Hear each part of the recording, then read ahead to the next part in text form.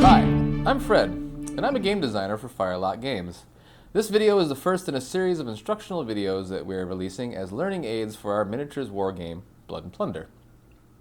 Now, if you're wondering exactly what Blood and Plunder is, or even what a miniatures war game is, don't worry, I will explain all of that in a minute. Each one of these videos in this series is going to explain and demonstrate the rules in the order that they are presented in the rulebook. That way, if you're reading along and you come across a rule that you don't understand, you can easily reference the corresponding video for an explanation. You will notice that in the rules, each section of the rulebook is numbered. These videos will be numbered in the same way so that you can find the explanation to the rule that you seek with as little hassle as possible. Now, if you have any further questions or comments about the rules after watching these videos, feel free to post them on the message boards at firelockgames.com. One of the salty dogs at our office or other member of the Firelock game community will be happy to help you out.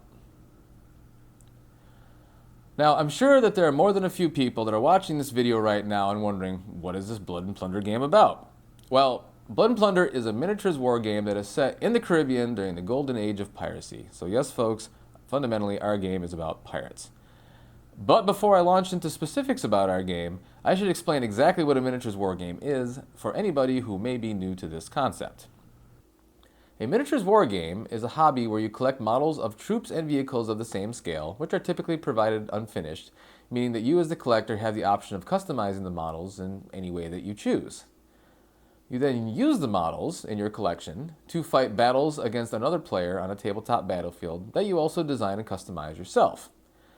Each miniature war game has its own unique set of rules that explain how to move miniatures, how to take actions with them, and how to resolve combat between the opposing forces. Well, now that we're all up to speed on exactly what a miniatures war game is, let's talk about the specifics of our game. Blood and Plunder is a 28mm skirmish-style war game. 28mm is a popular scale for war games, and it simply means that an average 6-foot-tall human is scaled down to be around 28mm tall.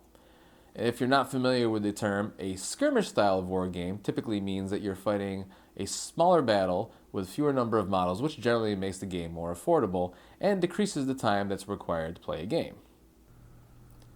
Now, all of the miniatures produced by Firelock Games for Blood and Plunder come with bases already molded to the bottom, which are a little bit smaller than the standard for 28mm miniatures. We did this so the models could fit nicely into structures, especially on the decks of ships that we also produce. And being able to fit your miniatures onto the ships is important. Why? Well, because Blood and Plunder is unique that it is both a land and a naval war game. That means that players can fight battles between troops on land, or battles between ships at sea, or a mix of both. Most games of this type don't do that sort of thing, and usually the games that do are kind of complicated. So is our game that complicated? Not really. The designers of the game, myself included, strove to keep the game detailed and historically accurate, but also to keep the rules as simple as possible so gameplay was fast and fun. And I think that we did a pretty good job. Another unique feature of this game is the use of a deck of standard cards to determine initiative for each unit of models. Each player draws from their own deck at the beginning of each turn and plays cards to determine not only in which order units will act, but also how many actions those units can take. If you draw a joker, it will trigger an event that may help or hinder one or both players, like changing the weather, for example. And of course, there's the pirates. Now, the pirates featured in this game are not the ones that you see on TV, in movies, or in major theme park attractions. These are real pirates. They're the French, the English, and even the Spanish that all battled each other and the indigenous peoples in the Caribbean during this time to settle vendettas and to steal the wealth of their foes. We decided that being historically accurate about this subject was important, so we hired a historian to help us out and make sure that we got everything right. His name is Benderson Little, and he's published several books on the matter and been a consultant on many television shows. As such, all of our models have been checked and double-checked to make sure that they are accurate, even down to details like what type of shoes the person wore or where a sword would hang on a belt.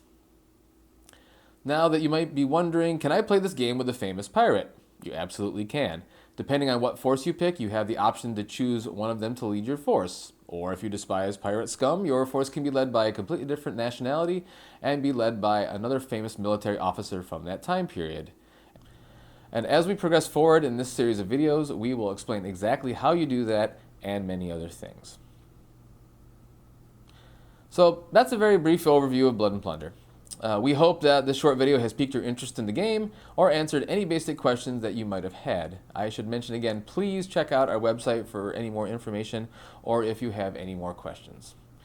In the next video, we will start with the very basics of the rules, like what gear you will need to play, and some fundamental rules and terminology for organizing the models on the battlefield.